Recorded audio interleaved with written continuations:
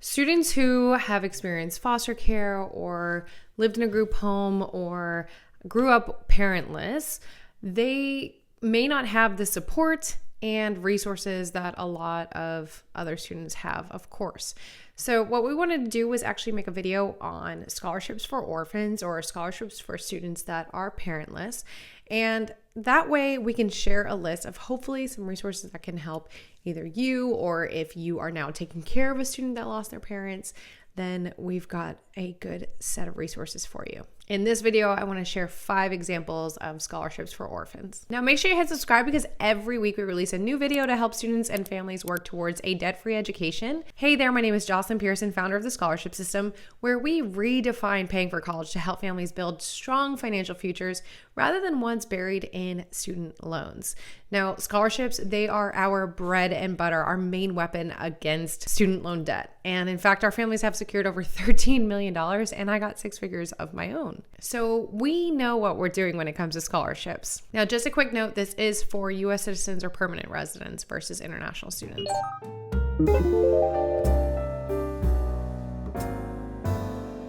Okay, now before I get into the 5 specific scholarships that are for parentless students, I do want to just share that this is a great search term. This is one great search term, okay? When we are working with students in the scholarship system, our online course, we have something that we call our Savvy Scholarship Locator, where we help brainstorm over 30 ideas and topics that we could possibly look for scholarships in. So one of those would be losing my parents, or growing up parentless, or being adopted, or growing up in the foster system. That can be one term. What we want to do is make sure that we do not pigeonhole ourselves into that one term. We should be doing searches for all different kinds. In fact, actually, I have a free webinar that you can attend if you want to learn more ideas on different topics that we can do. You can find that at thescholarshipsystem.com/free training, or find the link in the description below.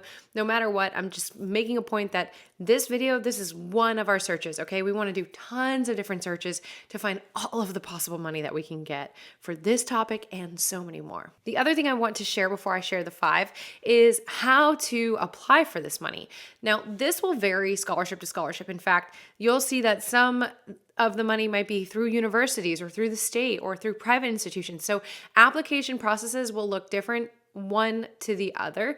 The good thing is that a lot of times we can reuse materials, okay? That's something that we also teach in the scholarship system. So maybe we write an amazing winning essay. We can often tailor that to different applications. That way we're not starting from scratch each time. That said, usually students will need maybe an essay. They'll have to submit something like FAFSA, a federal form for student aid.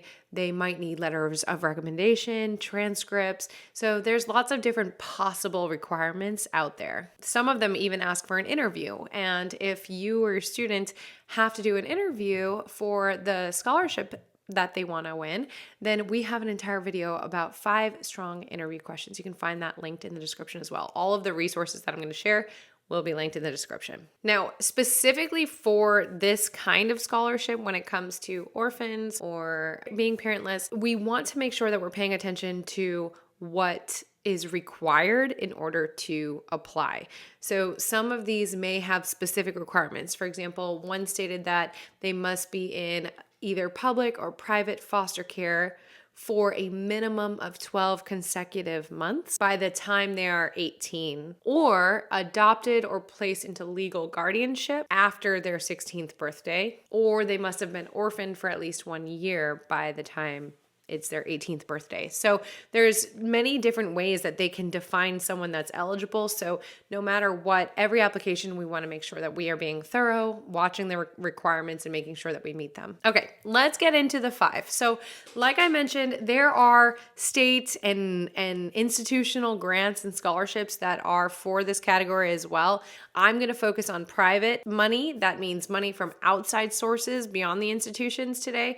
But it is very important to look again at all different avenues. For example, New Hampshire, they actually have a state grant specifically for Orphans of Veterans. We'll link to that in the description as well. Okay, but as far as private ones, the first one I want to share is Foster Care to Success.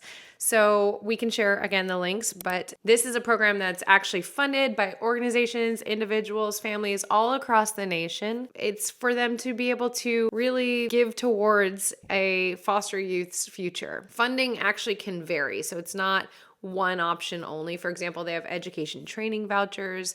This is where students can receive grants up to $5,000 a year for up to 5 years or until their 26th birthday.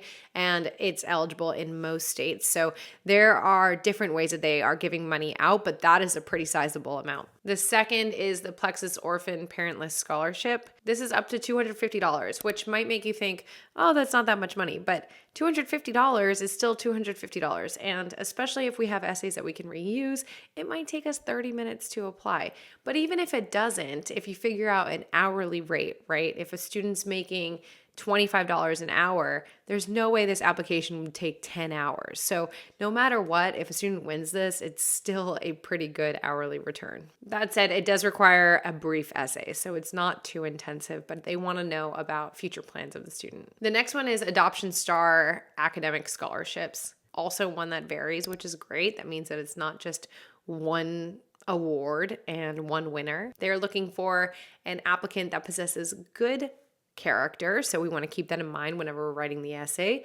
They also ask for 2 recommendation letters, so again, a way to measure character. And they want at least one of the letters to be from a teacher or a guidance counselor. Now, the fourth one is the National Foster Parent Association Don Diego Family Youth Scholarship Fund. So this one, every year, they give out 5 $500 scholarships. And this is to foster students, adopted students, or biological children of current foster parents. So that actually expands it even more. And then they just ask for any accredited U.S. institution. So what's nice about this is if a student, it doesn't pigeonhole a student to one specific school. As long as it's accredited, they can use this money. Now, because this is an association, they do require proof that the parent must have a membership to this organization. They also need 2 recommendation letters, 1 transcript, and an essay on how foster care has helped shape their future goals. Okay, now the 5th one is for children of fallen patriots. So this is relatively specific, but they have given out over $74 million in scholarships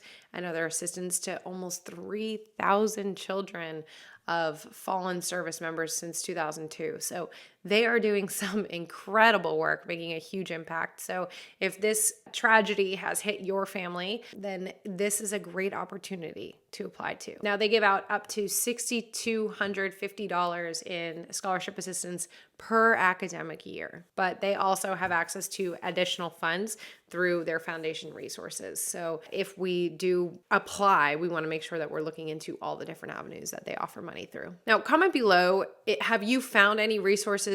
If it's been through a university, was it there? Was it through your state? If so, what state? I would love for you to share in the comments below. That way we can all help each other as a community and help other foster or adopted or parentless students figure out where they can get money to help pay for college. Now, I do also want to say that actually in the coming months, we are releasing the 2nd edition of our book, The Scholarship System. And so you also can have the opportunity to be a VIP person that's getting first access to this book. We even are giving out free access and some prizes. So if you want to get on that list, if you want to be the first to know when that comes out, you can go to thescholarshipsystem.com/bookvip, and we will let you know before anyone else when it's going to be available. We might even be sending little freebies and just lots of stuff. So make sure that you get on that if you're interested. This book has a ton more than it did a decade ago, so I'm really excited to release it. Okay, and again, don't forget that free webinar that I mentioned at the very beginning of this video where I cover my 6 steps to securing scholarships, how I got 6 figures, but it'll also show specifically how to find scholarships beyond just this topic. So that's it. Experience the loss of your parents. If you're a student watching this, I am so sorry. I can't even imagine the grief that comes with that. And if you're a parent or a foster parent, if you are a guardian, if you're helping a student that's gone through this, just thank you for everything that you're doing. graduating. I mean, that is incredible.